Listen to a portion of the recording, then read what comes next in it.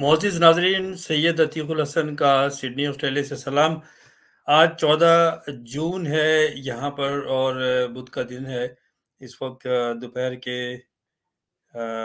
1:49 1:49 हुए हैं।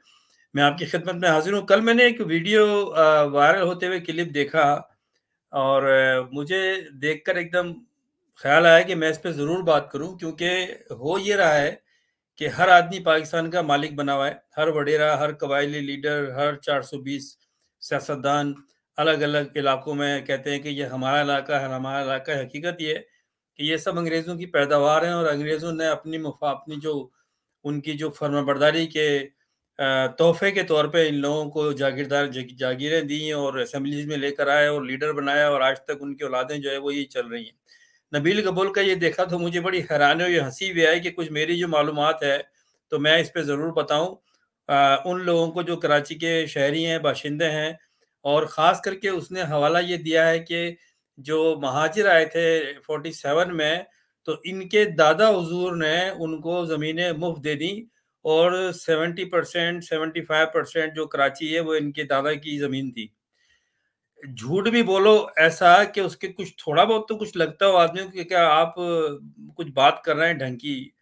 तो ये सब इन्होंने आहिस्ता-आहिस्ता पूरे सिंध की ज़मीनों पे कब्ज़ा किया फ्रॉड के साथ, या चमचागिरी या फिर वफ़ादारी के इनाम के तौर पर। अब मिसाल के तौर पर आजकल फरियाल तारकुल जो है ज़रदारी की बहन, जब से हुकूमत में ये इस हुकूमत में जो आई है 3 दफ़ा पहले भी 2 दफ़ा पहले भी आ चुका है, बेनज़ीर के ज़माने में। अब ज़रदारी ने सिंध में वो लूट मार मचाई हुई है कि मैं एक साहब से बात कर रहा था, बड़े सीनियर जर्नलिस्ट है कराची के।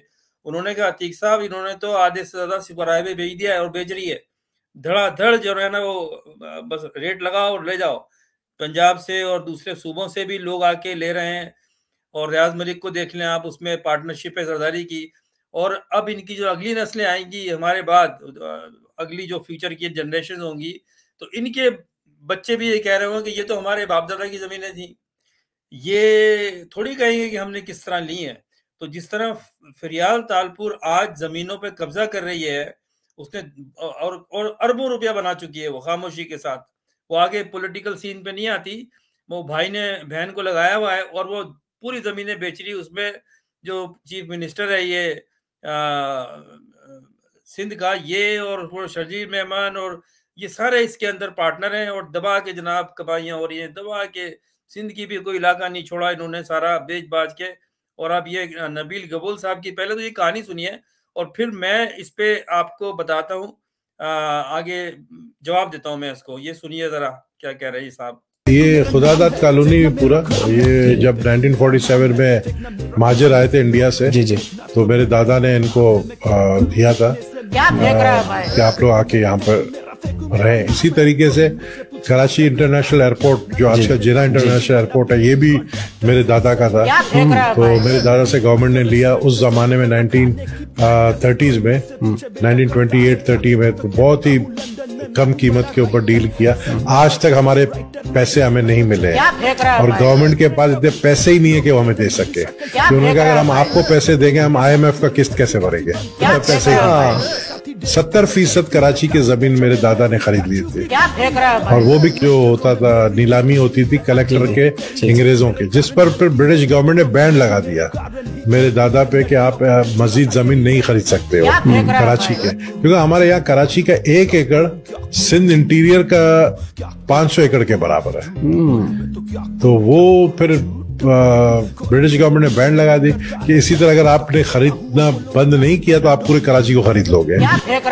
उस पे भी मेरे दादा ने जाके हाई कोर्ट में अपील की और जीते और फिर खरीदना शुरू कर दिया। अच्छा, फिर उनको मार दिया गया, उनका मर्डर हो गया। अब इसकी ये एक कहानी सुने, मुझे हंसी भी आ रही है कि नशे में है ये क्या है, लेकिन ये इनका खानदानी काम है। ये झूठ बोलना, फ्रॉड करना, ज़मीनों पे कब्जा करना और जो मासूम आम सिंधी अवाम है उनका इस्तेसाल करना। ये पूरे कोई 150-200 साल से इस्तेसाल करते आ रहे हैं, आज इनकी औलादें कर रही है। अब ये नबील गबूल की हिस्ट्री क्या है जो अपने दादा की बड़ी बात कर रहा है, मैं ज़रा इसकी हिस्ट्री आपको थोड़ा सा बताऊं और फिर मैं इस पे बात करूंगा। ज़रा इसकी हिस्ट्री देखिए आप ये एक थोड़ी सी इसकी एक डिस्क्रिप्शन है। ये जो है पाकिस्तानी पॉलिटिशियन है, इसका ये पीपल्स पार्टी में रहा, नेशनल असेंबली में है आजकल। उससे पहले ये सिंध प्रोविंशियल असेंबली में रहा 93 से 96 तक, और उसके बाद में 93 से 96 तक, और उसके बीच में ये एमक्यू में भी चला गया था ये।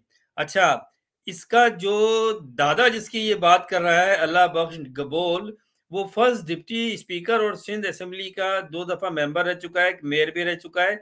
और उसकी वजह क्या है? His uncle Abdul Sattar Gabol was twice MNA and a former federal minister.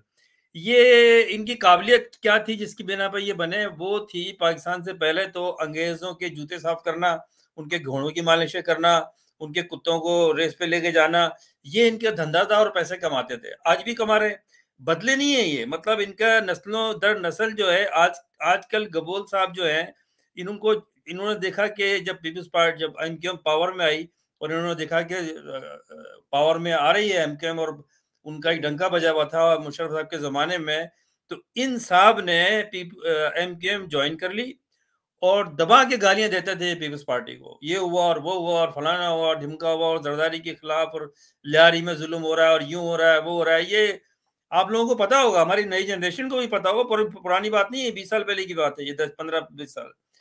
उसके बाद में जब इनको घास नहीं डाली एमक्यूएम के लीडरों ने, अल्ताफ हुसैन ने, क्योंकि जाहिर है कि उनका सिस्टम है ऊपर आने का, और उनको भी पता था कि क्यों आया ये, क्योंकि जो एमक्यूएम का जो एजेंडा है वो तो जो महाजिर हैं, जो माइग्रेट करके आए, उनके साथ जो अख्तलफी हो रही है वो उसके बेस पे है। तो ये किस लिए आया है? तो वो उन्होंने इसको वो नहीं दिया जो ये चाह रहा था, ना कोई मिनिस्ट्री भी, ना कुछ मिला। तो ये खामोशी के साथ दोबारा पीपल्स पार्टी में चला गया, और फिर ये एमक्यूएम को गालियां देने लगा, और अब महाजरों को कह रहा है कि ये सारी जमीनें इनकी थी 70%। अबे भाई, अगर तुम्हारी 70% जमीनें थी तो वो किधर गई? तुम बेच के खा गई क्या जमीनें? वो कहाँ से चली गई? और एक दफा इसने और इंटरव्यू में कहा कि जी मेरे पास तो पैसे नहीं है, मैं तो एक घर में रहता हूँ, फलाना है, 2-3 शादियां इसने की हुई हैं और बहुत से कारनामे इसके। खैर में पर्सनल इसकी बायोग्राफी पे तो नहीं जाता, लेकिन ये झूठ देखो इसका क्या है कि ये किस तरह से झूठ बोल रहा है। अब मैं जो मुझे मालूमात हैं और कुछ मेरी चीजें जब से मैं छोटा था उस वक्त से देख रहा हूँ, मैं उस पर बात करूंगा। और फिर मैंने इसकी हिस्ट्री निकाली, और मैंने एक आर्टिकल भी लिखा था, मैं बताता हूँ आपको। मैंने शायद 2000 मैंने 2004 में एक आर्टिकल लिखा था, कराची अ city that suffers yet smiles. Karachi एक 2004 में लिखा था कि हमेशा सफर किया है फिर भी मुस्कुरा रहा है, हर किसी को अपनी आगोश में लपेट रहा है, हर कोई पाकिस्तान से आया है, और एक मल्टी कल्चरल डाइवर्सिफाइड कम्युनिटी बन गई है, आबादी बन गई है कराची की, जिसमें पाकिस्तान के हर जबान और हर सकाफत और हर एथनिसिटी के लोग रहते हैं। लेकिन कराची को जो आबाद किया 1947 के बाद, वो महाजरों ने किया जो वहां से आए थे। इस तरह से हैदराबाद शहर भी और सक्कर भी जो शहरी इलाकों के लोग थे, हकीकत ये है। लेकिन अब ये, क्योंकि ये पावर में है पिछले 20 साल से, तो अब ये जमीनों पे कब्जा करते हैं और कुछ अर्से बाद कहते हैं कि तुम्हारे बाप दादा की जमीन थी। अच्छा, तो ये है नबील गबोल साहब। अच्छा, मैं देख रहा था तो मुझे एक ऑलरेडी एक मुझे अनीश शेख साहब का एक स्क्रिप्ट पे एक डॉक्यूमेंट्री मिली कराची के ऊपर। वो कराची की शुरू से हिस्ट्री बता रहे हैं, जो मैंने भी अपने आर्टिकल में लिखी थी। तो मैंने कहा मैं इस पर दोबारा क्या बात करूं, ये बड़ी अच्छी एक डॉक्यूमेंट्री बनी हुई है, पहले इसको देखें, फिर मैं इसमें कुछ चीजें ऐड करूंगा जो इसके बाद की हैं, जो उन्होंने बताई है उसमें। ये देखिए जरा। अस्सलाम वालेकुम। आज की वीडियो का उन्वान है कराची, दिल्ली और हिजरत। क़याम पाकिस्तान के बाद कराची और दिल्ली में क्या मुमासलत रही वो हम बयान करेंगे। 1843 में अंग्रेजों के कब्जे से पहले कराची कभी भी सिंध का दारुल हुकूमत नहीं रहा। राजा दाहिर के दौर में तो कराची का वजूद ही नहीं था, क्योंकि उस वक्त सिंध की बंदरगाह देवल थी। वो मुकाम आज का पोर्ट कासिम है। इसके बाद तमाम तर अदवार में सिंध की राजधानी बदलती रही। कभी मीरपुर खास, ठट्टा, मुल्तान, शिकारपुर और हैदराबाद। कलोड़ों और तालपुरों के दौर में भी कराची सिंध का दारुल हुकूमत नहीं था। सन 1699 से माहीगिरों की बस्ती कुलाची, कभी खान ऑफ कल्लात और कभी सिंध के हुक्मरानों के कब्जे में रही। कराची चंद सौ मछेरों की बस्ती थी। कहीं उसे कुलाची और बरतानवी सयाहों ने कराची पुकारा और लिखा। कराची में मनोड़ा का जजीरा बहरी तिजारत का जरिया था। खान अफ कलात या सिंध के किसी भी हुक्मरान के दौर में कराची की अहमियत नहीं थी, क्योंकि बलूचिस्तान के पास समुद्री साहिल मौजूद था, जबकि सिंध की समुद्री तिजारत ठट्टा या केटी बंदर से होती थी। कराची शहर की बुनियाद सन 1729 में भोजोमल नामी एक हिंदू ताजिर ने रखी, क्योंकि ठट्टा के करीब खार की बंदरगाह में रेत आ गई थी। जब इस नई बस्ती को डाकू बार बार लूटने लगे तो भोजोमल ने 25 एकड़ के रकबे पर शहर की फसील यानी दीवारें तामीर करवा दी। समंदर की तरफ का दरवाजा खारा दर और लियारी नदी की तरफ का दरवाजा मीठा दर कहलाता था, और यूं कराची की तरक्की का आगाज हुआ। अंग्रेजों ने 1839 में पहले कराची पर, फिर 1843 में अंदरूनी सिंध पर कब्जा किया। यही जाहिर करता है कि कराची में सिंध के हुक्मरानों का कोई अमल दखल नहीं था। अंग्रेजों ने कराची की बंदरगाह को तरक्की सिर्फ इसलिए दी ताकि मुत्तहदा पंजाब और सिंध की ज़रूरी पैदावार को बैरूनी ममालिक में फरोख्त किया जा सके। जहां आज गिजरी वाक़ है, समंदर का पानी यहां तक आता था और यहीं से कराची कस्टम के काम का आगाज होता था। पहली मरदमशुमारी 1872 में हुई। उस वक्त कराची की आबादी 56,753 नफूस पर मुश्तमिल थी। उसमें मुस्लिम 29,156 यानी 51% और हिंदू 23,404 यानी 41% और बाकी बरतानवी फौजी थे। फिर ये 1911 की मरदमशुमारी है जो बालिहाज ज़बान है, जिसमें हिंदुओं की आबादी 72,490 है, जिसमें अक्सरियत कारोबारी लोगों की है, जबकि दीगर ज़बानें बोलने वाले शहरियों में अरब शहरी, गबोल, जोकियो, कलमती, बलूच कबाइल, बरूई ज़बान के अफराद, अफ्रीकी गुलामों की आबादी 8,115 दिखाई गई है। जबकि उस वक्त मारवाड़ी, गुजराती और काठियावाड़ी मेमनी ज़बानें बोलने वाले भी रहायश पजीर थे। कराची की कुल आबादी 1911 में 1,51,903 थी। उस दौर में कच्छ, काठियावाड़, बलूचिस्तान, पंजाब, उत्तर प्रदेश, राजपूताना यानी राजस्थान, अफगानिस्तान, मौजूदा खैबर पख्तूनख्वा, सूरत वगैरह के हिंदू और मुसलमान हिजरत करके कराची आए थे, जैसा कि दस्तावेज में लिखा हुआ है। कराची में शिकारपुर, लाड़काना, हैदराबाद और पंजाब के कारोबारी हिंदू और सिख रहा करते थे। 1911 में कराची में हिंदू बरादरी समेत 40 से 45% अफराद सिंधी जबान बोला करते थे, जबकि बलूची, बरावी, काठियावाड़ी, मारवाड़ी, मेमनी और गुजराती जबानें बोलने वालों की तादाद 50% के लगभग थी, बाकी अंग्रेज थे। ये वाज़ेह है कि कराची में बोली जाने वाली जबान तो सिंधी थी, लेकिन लिखी जाने वाली जबान पहले नंबर पे गुजराती, हिंदी और गुरुमुखी थी, जो हिंदू सिख लिखा करते थे। मौजूदा सिंधी का इस्तेमाल बिल्कुल भी नहीं था। कायम पाकिस्तान से कबल कराची और सिंध के बलोच अपने आप को सिंधी नहीं बल्कि बलोच कहलवाते थे। 1919 में एक सर्वे में अंग्रेजों ने कराची की आबादी को 3 ग्रुपों में तकसीम किया था। ग्रुप ए में सिविल लाइन, फेरे टाउन, रेलवे का इलाका, Queens Road, Sarai Road, Rambagh, प्रीडी गार्डन, गिजरी का इलाका। इन इलाकों में बरतानवी अफसरान, पारसी, अमीर हिंदू और गोवा की क्रिश्चियन बरादरी रहा करती थी। ग्रुप बी में ओल्ड टाउन, नेपियर मार्केट, बंदर रोड, रमचुलैन, राम स्वामी, सुलझा बाजार और सदर बाजार थे। इस आबादी में मारवाड़ी, घांची, मेमन, हिंदू बरादरी, अंदरून सिंध के जागीरदार और जमींदार, आगा खानी और भूरी बरादरी के अफराद रहा करते थे, जबकि सदर कैंट का इलाका था। ग्रुप सी में लियारी, मच्छी म्यानी, किमाड़ी, मनोड़ा, बाबा भट्ट आइलैंड और शम्स पीर वगैरह शामिल थे। इन आबादियों में गरीब माहीगीर, मजदूर और मुख्तलिफ पेशों से वाबस्ता मुसलमान रहा करते थे। दस्तावेज में लिखा है कि गरीब आबादियों में न पानी की सहूलत थी, न सीवरेज की, और घर झुग्गियों की शक्ल में थे। 1919 में कराची में मुसलमानों की आबादी 60% थी, जिसमें अक्सरियत मजदूर या नौकर पेशा थे। हिंदुओं की आबादी 35% थी, जिसमें अक्सरियत कारोबारी अफराद की थी, बाकी अंग्रेजी जबान के हामिल अफराद थे। यह आबादी की मजीद तफसील है कि किस इलाके में कौन और कितने लोग रहा करते थे। 1920 के बाद कराची में हिंदू और सिखों की आबादी तेजी से बढ़ना शुरू हुई। कराची में बंसोट, पाकिस्तान चौक, रामबाग, गार्डन ईस्ट, ये सब घर और इमारतें 1920 के दौर में तामीर होना शुरू हुई। आज का आराम बाग रामबाग कहलाता था, जहां पूरे सिंध में हिंदुओं की सबसे बड़ी तकरीब भगवान राम के हवाले से मुनक्किद होती थी, क्योंकि कराची सिंध में हिंदुओं का गढ़ था। ये 1920 में अंग्रेज दौर की एक दस्तावेज है, जिसमें लिखा हुआ है कि हिंदुओं के तमाम बड़े त्यौहार कराची में हुआ करते थे, जबकि मुसलमानों के सिर्फ 2 त्यौहार मंगो पीर के हवाले से थे, जिसमें शरीक होने वालों की तादाद सिर्फ 1000 हुआ करती थी। कराची में सरकारी इमारतें, अदालतें, जेल और स्कूल वगैरह ये सब अंग्रेजों ने तामीर की, जबकि दीगर स्कूल, कॉलेज, होटल और रहायशी इमारतें पारसियों, हिंदू बरादरी और गुजराती मुसलमानों की तामीर करदा थी। कराची में 80% इमारतें पारसियों और हिंदुओं की थीं, जबकि बाकी गुजराती मुसलमानों की। इन तमाम इमारतों में आपको जो पत्थर नजर आते हैं हैं वो जोधपुर राजस्थान से लाए गए थे, जबकि कारीगर मारवाड़ी मुसलमान भी राजस्थान से आए। कराची में वाहिद इमारत जो एक मुसलमान ने तामीर की वो सिंध मदरसा थी। वो खान बहादुर हसन अली आफंदी बे ने तामीर करवाई थी। हसन अली आफंदी तुर्क थे। आपका खानदान तुर्की से हिजरत करके कराची में आया था। आप अमीर कबीर और अहम वकील थे। अंग्रेज सरकार ने आपको खान बहादुर का खिताब दिया था। हसन अली आफंदी साहब ने कमिश्नर सिंध से कराची में एक तालीमी इदारे के लिए जमीन की दरख्वास्त की और यूं सिंध मदरसे की बुनियाद पड़ी। सिंध मदरसा सर सईद अहमद खान के साथी और ऑल इंडिया मुस्लिम लीग के बानियों में शामिल जस्टिस अमीर अली की सेंट्रल नेशनल मोहम्मदन एसोसिएशन की 34 शाखों में से एक शाख थी, जबकि हसन अली अफंदी साहब सिंध मोहम्मदन एसोसिएशन के सदर थे। चूँकि दिल्ली, उत्तर प्रदेश, बंगाल और बिहार के मुसलमान तालीम में बहुत आगे थे, इसी वजह से आफंदी साहब ने सिंध के मुसलमानों की तालीम के फरोग के लिए जस्टिस अमीर अली साहब से तालीम में मदद की दरख्वास्त की थी। याद है कि सिंध मदरसे पर कंट्रोल कमिश्नर सिंध का था और उनकी तरफ से इसका बोर्ड नामजद किया जाता था। सिंध मदरसे की तामीर पर 1,97,188 रुपए खर्च हुए, जिसमें से आधे बम्बई गवर्नमेंट ने दिए थे। कायद आज़म ने अपनी तालीमी जिंदगी के 4 साल सिंध मदरसे में गुजारे। सिंध मदरसा बम्बई बोर्ड के मातहत आता था। कायद आज़म के मैट्रिक का सर्टिफिकेट भी बम्बई बोर्ड का ही था। कायद आज़म जब 1943 में all India Muslim league Karachi के इजलास में शिरकत करने के लिए आए तो सिंध मदरसे ने आपके इजलास में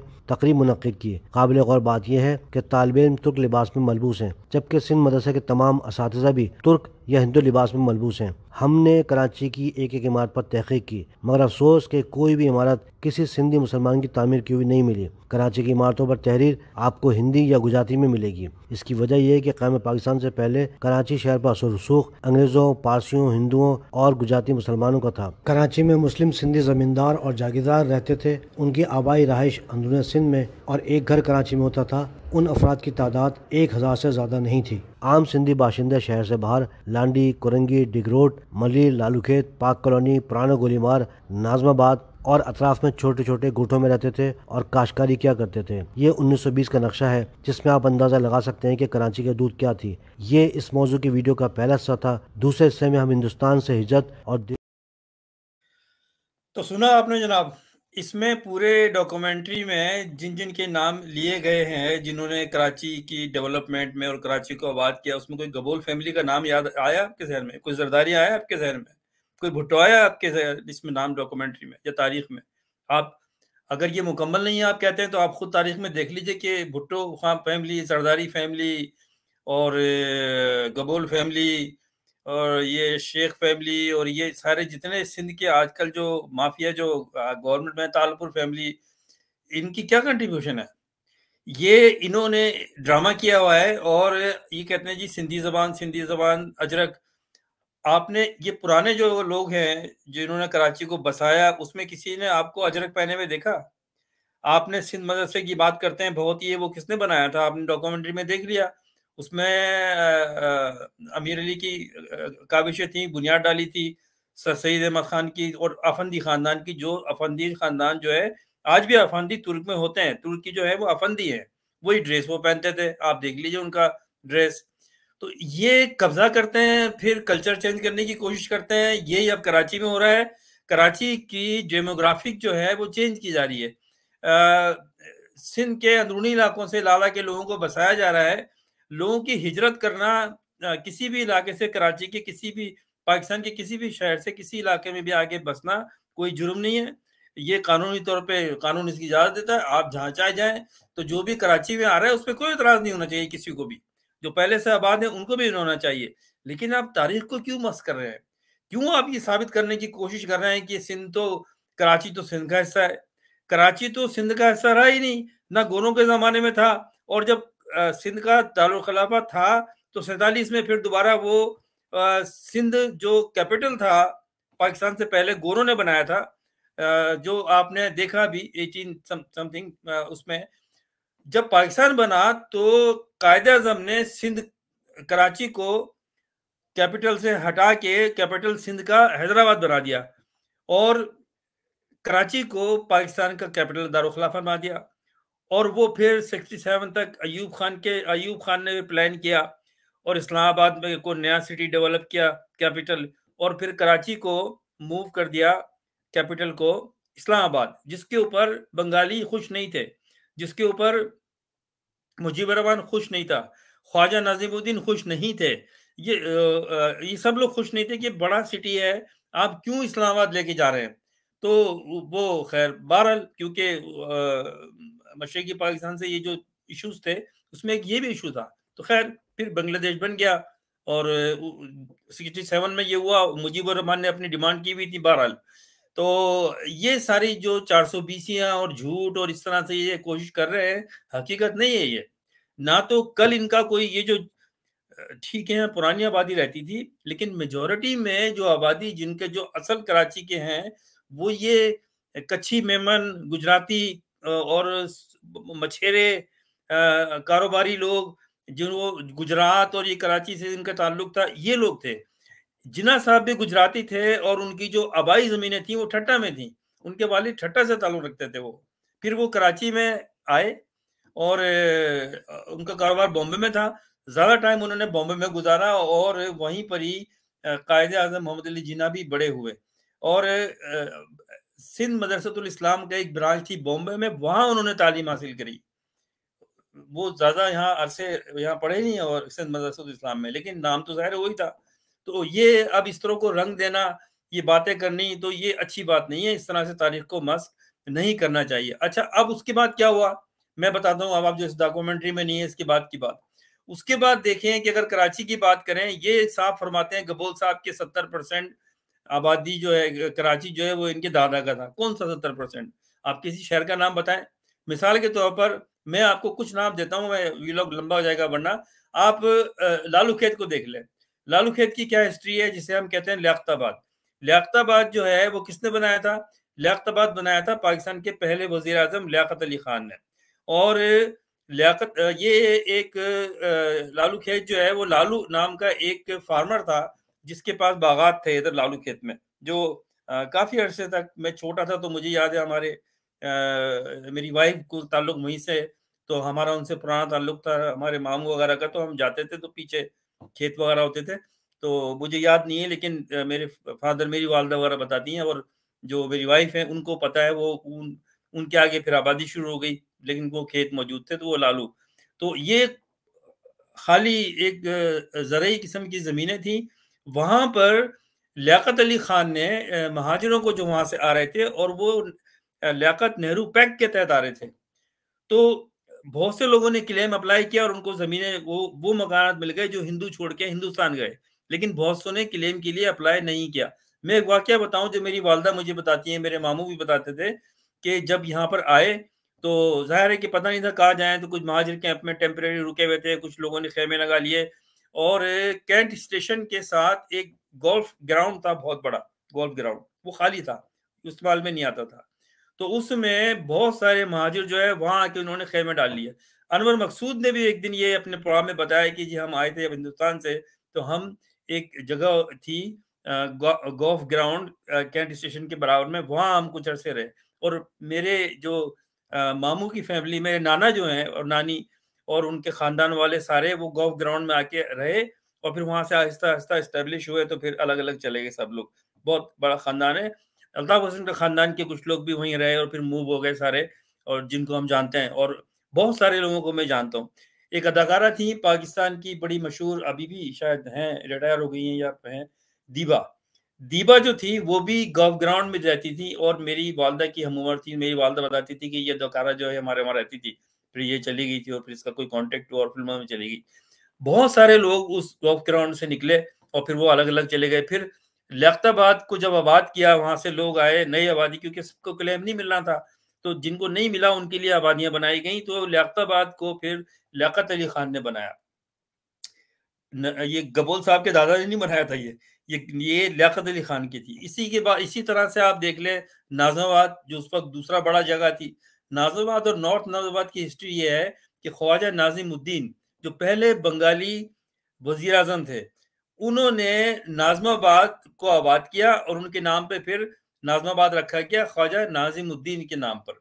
और उसके बाद में फिर जब एक्सटेंशन हुआ तो नॉर्थ नाज़िमाबाद बाकायदा प्लान करके बनाया गया। और जो गवर्नमेंट है पाकिस्तान की, उन्होंने एक डिजाइनर थे और बड़े अच्छे वो आर्किटेक्चर थे, एक कंपनी इटालियन, 1950 में। तो 1950 में कार्ल रोमास स्कारपा एंड एल्डो रोजी, ये एक इटालियन प्लानर्स एंड आर्किटेक्चर थे। उन्होंने नॉर्थ नाजिमाबाद आबाद किया था, बनाया था, और उसके बाद में फिर वहाँ डेवलपमेंट की गई, गवर्नमेंट ने डेवलपमेंट की और फिर वहाँ पर नॉर्थ नाजिमाबाद बनाया गया। बाकी जो ये FC एरिया, FB एरिया, ये गवर्नमेंट के लिए बनाए गए थे। फेडरल कैपिटल एरिया जो सरकारी मुलाजिम थे, क्योंकि कैपिटल कराची था, तो वहाँ जो मुलाजिम काम करते थे उनके लिए ये प्लाटिंग की फ्लैट्स बनाए गए, जो FC एरिया कहलाते हैं, फेडरल कैपिटल एरिया। उसके बाद में FB एरिया है, वो जो काफी बड़ी आबादी है, ये भी आबादी कराची की गवर्नमेंट ने बनाई और फिर उन लोगों के लिए बनाई जिनको, जो क्योंकि आबादी फैल रही थी, उनके लिए फिर ये FB एरिया और फिर शरीफाबाद और ये सारी चीजें, और जो आज हम देखते हैं ये अगर वाटर पंप से शुरू हो जाएं या सुराब कोट से, तो करियाबाद तक जो आबादी है, ये उस वक्त, ये तो हमारे देखते देखते हमारे सामने डेवलप हुई। जब मैं छोटा स्कूल कॉलेज में था, हमने देखा ये बन रही है सीधे। फिर मैं बहुत छोटा था तो मुझे याद है, मेरी वालदा का ताल्लुक क्योंकि कराची से था, गॉल्फ ग्राउंड में ये लोग रहे कुछ अरसे, और फिर ये लोग मूव हो गए एयरपोर्ट फैसल कॉलोनी के आगे सलीम हाउसिंग प्रोजेक्ट, वहाँ चले गए। और इस तरह से हमारे और जो रिश्तेदार थे वालदा साइड के, वो कोई कहीं चला गया, कोई कहीं चला गया, आबादी हो गया। वो फिर गॉल्फ ग्राउंड जो तो ग्राउंड जो है वो खत्म हो, क्योंकि वो अनऑथराइज था। तो उसके बाद में फिर वहाँ पर वो ले लिया गया, और उसके बाद में वहाँ पर अब कुछ और आबादी, कुछ और बिल्डिंग वगैरह बन गई होंगी, मुझे नहीं पता उसका। तो ये सिलसिला है वहाँ पर। तो ये जो इस तरह से हुई, मैं ये बता रहा था कि जब ये आबादियाँ, जब ये वहाँ से लोग आए, तो मेरे मामू बताते थे, वो मेरी वालदा के, मेरे मामू जो थे 12-13 साल के होंगे, उनके साथ लड़के जाते थे, और वहाँ ये सिलसिला हो रहा था कि जो घर खाली मिलता था सदर वगैरह में, जो हिंदू छोड़ के चले गए थे, उसमें ताला लगा देते थे। जो ताला लगा दिया उसका मकान हो गया वो। इस तरह भी लोगों ने किया है महाजनों ने, जिन्होंने क्लेम ले लिया, उन्होंने जो हिंदुओं के खाली मकान थे वो ले लिया। लेकिन जो शरीफ लोग थे, तो मेरे वो मामू बताते हैं कि उन्होंने घर पे आके मेरे नानी को और मामू को कहा कि भाई हम जाके ताला लगा के आ गए एक घर में सदर में। और ये कहाँ था, जहाँ बोरी बाजार है बिल्कुल सेंट्रल में, जहाँ पर आजकल मार्केट है वहां पर, और बहुत अच्छा जगह है, उसमें मैं ताला लगा दिया। तो मेरे नाना को पता चला, उन्होंने कहा किसके ताला लगा दिया? तो उनका ये तो इलीगल है, कोई पकड़ लेगा और वो कर देगा, ये नहीं है इस तरह से। उन्हीं को मिलेगा जो क्लेम करेंगे, अगर हम क्लेम करेंगे तो हमें मिलेगा, सुबह जाके खोल के आओ। तो फिर उन्होंने कहा कि नहीं सब कर रहे हैं, उन्होंने सब कर रहे होंगे, हमें नहीं चाहिए इस तरह के किसी और की जगह। तो फिर जाके मेरे मामू को उनके कजिन ये वापस गए, उन्होंने ताला खोल के छोड़ के आ गए। मेरे मामू बात तक ये बात करते थे, देखो हम छोड़ के आए, किसी और ने ले लिया। फिर कोई लोग थे, वो पंजाब से आए थे, ईस्ट पंजाब से, उन्होंने ले लिया, और वहां पर फिर वो मुझे याद है मैं छोटा था, तो वहां उन्होंने अपना एक ये लस्सी और दही और इसकी रेस्टोरेंट बड़ी चलती थी, नाश्ता वाश्ता, वो पूरा बिल्डिंग जो थी वो थी वो बिल्डिंग वो। तो मेरे जो दूसरे मामू और कजिनों और कहते थे, देखो यार अच्छी भली जगह हम छोड़ के आ गए थे, ये किसी और ने कब्जा कर लिया, जाहिर है ये लोग भी वहीं से आए थे, इस मशरकी मशरकी पंजाब से, तो इन्होंने तो क्लेम में नहीं लिया। इसी तरह से बहुत सारे लोगों ने क्लेम में भी नहीं लिया, और नए सिरे से आबादियां बनाई, नए सिरे से मकानात बनाए, जिसमें आप देख लें ये लियाकताबाद है, नाजमाबाद है, और फिर मलीर में चले जाएं। मलीर की क्या हिस्ट्री है? मलीर बेसिकली छावनी थी गोरों की, और ये बेस था originally build by British as a last line defence between eastern war German armies and western war Japanese army. ये सेकेंड वर्ल्ड वॉर में बनी थी, और general Bernard Montgomery had trained his 8th army there. तो यहाँ army का ये Montgomery वही है जिसके नाम पे पंजाब का एक शहर भी था, अब वो उसका नाम फिर चेंज हो गया। तो ये इस तरह से फिर कराची की डेवलपमेंट हुई। बाकी जो डिफेंस का और क्लिफ्टन का एरिया है वो आर्मी ने डेवलप किया, जो कैंटोनमेंट का एरिया है सारा, इस तरह से आस्ता आस्ता डेवलप हुआ। बेसिकली जो कराची था, जो पुराना था, जहाँ पर के ये जो है ये माहीगीर रहते थे, और ये गबोल फैमिली टाइप लोग, ये सब मछेरे टाइप के लोग थे, कोई पैसे वाले नहीं थे। पॉलिटिक्स में अगर इनका दादा था भी, तो वो भी इसलिए गए थे ये लोग, वो पॉलिटिक्स में आते थे जो कि अंग्रेजों की गुलामी करते थे। फिर वो जब अच्छी परफॉर्मेंस करते थे, यानी कि पॉलिश अच्छी तरह करते थे, तो इनको फिर इनाम में जमीनें मिल जाती थी। तो इसके दादा को भी कोई जमीन का टुकड़ा मिल गया होगा, तो ये बकवास कर रहा है, ये तो तुम्हारी जमीनें गई कहाँ, जुए में हार गए, किस याशी में चली गई। अगर 70% थी तो पता होना चाहिए था ना। तो आज तुम आज भी लियारी में बैठे हो। ये जहां भी बैठे हो, मुझे नहीं पता कहाँ रहता है ये। इसी तरह से एक और हकीकत ये कि पीर इलाही बख्श जो है वो पॉलिटिशियन थे और बड़े जमींदार भी थे, उनकी जमीन भी थी। हाँ, उन्होंने, जिसे हम पीआईबी कॉलोनी कहते हैं, पीर इलाही बख्श कॉलोनी, ये पीर इलाही बख्श साहब जो थे उनकी थी जमीन ये, और उन्होंने वहां पर आबादी नई आबाद की, और महाजनों को वो आबादी वो मिली, मुफ्त में नहीं मिली, पैसे दे के ली, लेकिन ये थी जगह पीर इलाही बख्श साहब की, इसको और वो सिंध से ताल्लुक था उनका। ये बात बिल्कुल सही है। तो इस तरह से कुछ सिंध के उस वक्त भी पैसे वाले लोग थे, और जो सिंसियर थे पाकिस्तान से, पाकिस्तान के लिए उन्होंने काम किया, और उन्होंने वाकई, इसमें कोई शक नहीं है कि जो वहां से लोग आ रहे थे महाजिर, उनकी मदद भी की और उनको जगहें भी दी। लेकिन ऐसा नहीं है कि मेजोरिटी में सारे महाजनों को, ये जो सिंधी स्पीकिंग है, तो ये तो कराची में रहते भी नहीं थे, ना कराची पार्ट था सिंध का।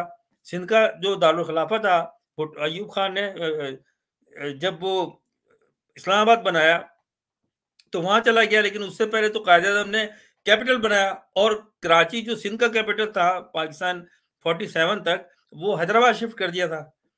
तो ये हकीकत है इसकी। तो ये इस तरह से खामखा की बातें करना, झूठी बातें करना और नए लोगों को भड़काना, वो एक जो है इस पे अपना उसने इंटरव्यू दिया, ये जो अभी देखा आपने उसकी झलक, तो मैंने कहा कि मैं इसको इनकी हिस्ट्री करेक्ट करूं, तो हमारी नस्ल को ये जो है ना वो गुमराह कर रहे हैं, चाहे कोई भी जबान बोलता हो, ऐसा नहीं है। तो कराची का मालिक जो है वो कराची के अवाम है, और कराची में बेशतर एरिया तो नया डेवलप हुआ था। ये हकीकत है। जो ये गबोल साहब ने एक नई छोड़ी है आके, और जो भी मुंह में आया कह दिया, कौन कंफर्म करता है। अब जो इंटरव्यू ले रहा था बच्चा बच्चा ये मेरे सामने तो कितनी उम्र होगी, 40 साल होगी, वो बड़े हंस हंस के कहता है अच्छा अच्छा। अब वो यकीन भी कर रहा होगा कि भाई ये तो नवाब, ये तो बड़े बहुत बड़े रईस, बहुत सखी दिल के लोग थे। इनके बाप इनके दादा की 70% जमीन थी, हालांकि वो मेंबर पार्लियामेंट था, बस सियासी, और दादा भी वही काम करता था जो ये कर रहा है। जहां इनको मौका मिला वहां मिनिस्ट्री ली, पैसा कमाया। जो इस जहां ये रहते थे, जो इनकी असली जगह है वो है लियारी। ये लियारी से है नबील खानदान। आप लियारी का हाल देख लो, कराची वालों को पता होगा कि लियारी का क्या हाल है। आज तक 70 साल में लियारी के लोगों को कोई इन्होंने उनके लिए कोई फलाह बहबूद का काम नहीं किया, कोई उन्होंने उनकी सही तरह से आबादकारी नहीं की, ना निकासी का निज़ाम सही है, ना पानी आता है, ना बिजली आती है। इन्होंने तो अपने लोगों के ऊपर जुल्म और ज्यादती की इंतहा की हुई है, हर जगह पे जहां जहां इन्होंने अपने कब्जा किया हुआ है। यही सिंध में हाल है। नवाबशाह चले जाए, जरदारी का कब्जे की जमीन है, इसके बाप ने कब्जा किया था हाकिम अली जरदारी ने, वो भी कोई बहुत बड़ा वडेरा नहीं था। कराची में बम्बिनो सेरने वाली जो लाइन है, क्योंकि ये सब गोरों की जगह थी, गोरों का नाम था अल्फ्रेड स्ट्रीट, और दूसरी स्ट्रीट थी, फिर वो पीआईबी, ये जो आई चौधरी का रोड, इस तरह से। वहां पर मेरे वालदा के कजिन होते हैं, हम हमारे मामू लगते थे, अब इंतकाल हो गया, अल्लाह उन्हें जन्नत नसीब करे। वो बताते थे, वो अमेरिकन जो गाड़ियां होती थी पाकिस्तान बनने के बाद, आज के गोरे बेचते थे वो, कुछ अमेरिकन, कुछ फॉक्सवैगन, कुछ ब्रिटिश गाड़ियां, इस तरह की जो गाड़ियां होती थी, वो जा रहे थे तो वो बेचते थे। तो वहां पर लोग काम करते थे। तो मेरे जो मामू होते हैं रिश्ते के, वो भी करते थे। तो जब ये जरदारी की शादी हुई होने वाली थी, अनाउंस हुआ, तो हम उनके घर गए, तो उन्होंने मुझे हमें बताया कि अभी ये हाकिम अली जरदारी का बेटा है, ये वो है जो भत्ता लेता था, हम लोगों से पैसे लेता था गाड़ी बेचने पे। तो ये गाड़ी बेचते थे, वहां खड़े करते थे उस रोड पे जाके जिसपे बम्बिनो सिनेमा है, और वहां पर ये जाके सब पे घूमता था, जो भी गाड़ी बेचने आता था उससे पैसे लेता था, ये जो भी लेता होगा पैसे, इस तरह से गुजारा करता था। फिर ये मैनेजर था और उस पर कब्जा कर लिया, फिर बैंक में ये बम्बिनो सिनेमा का। ये इनकी हिस्ट्री है। आज वो अरबपति है तो क्या हुआ, है तो हराम का पैसा ना, और फिर जो हराम के पैसे से औलाद पैदा की वो आपके सामने नमूने सारे। तो ये चीजें हैं। तो बहरहाल मैं चाहूंगा, क्योंकि ये हिस्ट्री करेक्ट करने की बात है, जितने ज्यादा हो, ज्यादा से ज्यादा इसको आप फॉरवर्ड करें, ताकि ये गबोल को नंगा नंगा करना चाहिए आप सब लोगों को। मैंने तो इस पे ये आपको बता दी है सारी हिस्ट्री, लंबा मैं नहीं कर सकता, और भी बहुत सी बातें मैं कह सकता था। फिर इंशाल्लाह आपसे बात होगी, दुआ में अगर रहिएगा। अल्लाह हाफिज।